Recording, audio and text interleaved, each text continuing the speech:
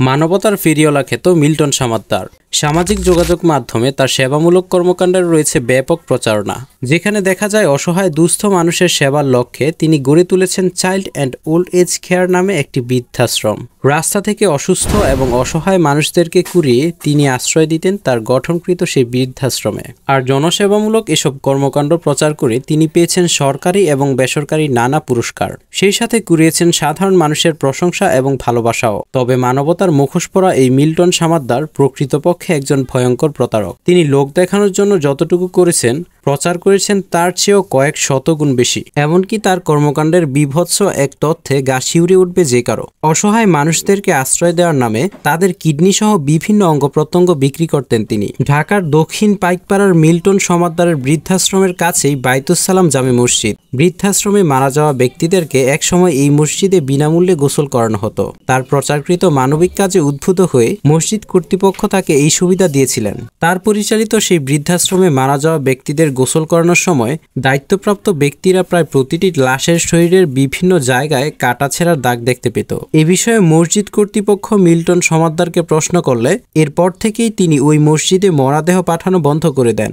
Milton সামাদ্দারকে দীর্ঘদিন ধরে চেনেন স্থানীয় একটি মাদ্রাসার পরিচালক তোফাজ্জল হোসেন। তিনি বলেন, মিল্টন একসময় বাসা ভাড়া শোধ করতে পারতেন না, আর তিনি এখন এগুলো করার মাধ্যমে রাতারাতি কোটি কোটি টাকার মালিক হয়ে গেছেন। বিলাসবহুল বাড়িতে থাকেন, এমনকি দামি গাড়িতেও চড়েন, আর অর্থ উপার্জন করেন গোপনে মানুষের অঙ্গ প্রত্যঙ্গ বিক্রি করে। তিনি বলেন, আমাদের বাইতুস-সালাম জামে মসজিদে তার বৃদ্ধাশ্রমের মরাদেহ বিনামূল্যে গোসল করিয়ে দেওয়ার ব্যবস্থা গ্রহণ করা হয়েছিল, কিন্তু মরাদেহ গোসল করানোর সময় প্রায় সবগুলো দেহেই লক্ষ্য করা যেত বিভিন্ন অংশে কাটা দাগ এবং সেলাই করার চিহ্ন।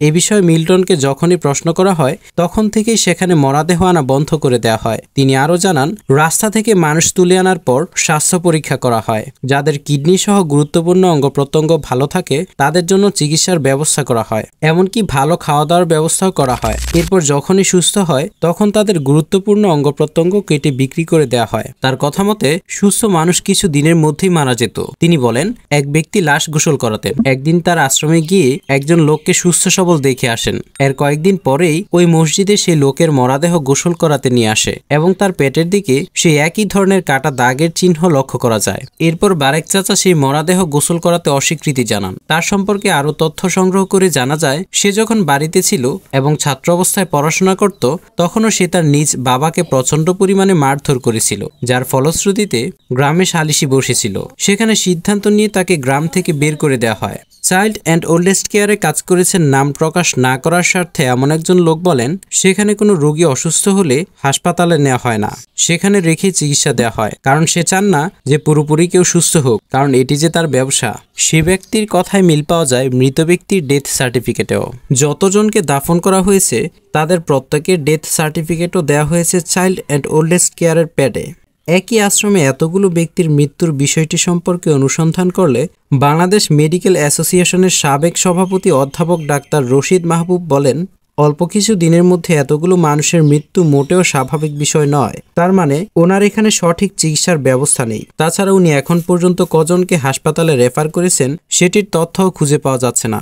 আমাদের এই সোনার বাংলাদেশ হচ্ছে আউলিয়াদের দেশ, যেখানে বিসিএস ক্যাডার হওয়ার পরেও মেধাবী শিক্ষার্থীরা চাকরিতে নিয়োগ পায় না, আর সেখানেই শুধুমাত্র এসএসসি পাশ করার পরেই ঢাকা মেডিকেল কলেজ হাসপাতালের মতো হাসপাতালের চেম্বারে বসে করেন টিকটক। আবার বৃদ্ধাশ্রমের নামে চলে অসহায় মানুষদের শরীরের অঙ্গ প্রত্যঙ্গ নিয়ে ব্যবসা। এই আউলিয়াদের দেশে রাস্তায় বের হলে ছেলেদের ভয়ে থাকতে হয়, কারণ কখন যেন কে এসে তাদের লিচু চূড়ার জায়গায় কদম চূড়া লাগিয়ে দিয়ে যাবে সেটা বলা মুশকিল। আর কতদিন সাধারণ মানুষকে এসব সহ্য করতে হবে। ভিডিওটি এত বেশি শেয়ার করুন যেন এই অপরাধীগুলো তাদের শাস্তি থেকে মুক্তি না পায়। ধন্যবাদ।